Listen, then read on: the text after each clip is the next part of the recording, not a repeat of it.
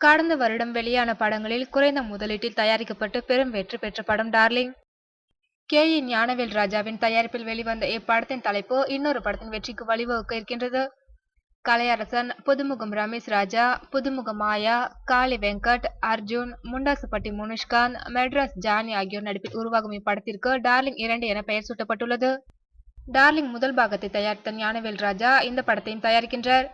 சதீஷ் சந்திரசேகரன் இயக்கத்தில் உருவாகும் இந்த படத்திற்கு முன்பு ஜின் என பெயரிடப்பட்டிருந்தது. இரண்டாம் பாகம் என்பது முதல் பாகத்தின் தொடர்ச்சியாகத்தான் இருக்க வேண்டும் என்பது கட்டாயமில்லை.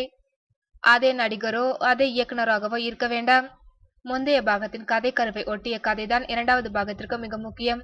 5 நபர்கள் சுற்றுலா செல்லும் போது அவர்களுடன் அழையா விருந்தாளியாக வரும் ஒரு ஆவி அவர்களிடையே ஏற்படுத்தும் குழப்பத்தை நகைச்சுவையுடனும் காதலுடனும் கலந்து கொடுத்திருக்கிறார் புதிய இயக்குனர் சதீஷ் சந்திரசேகர்.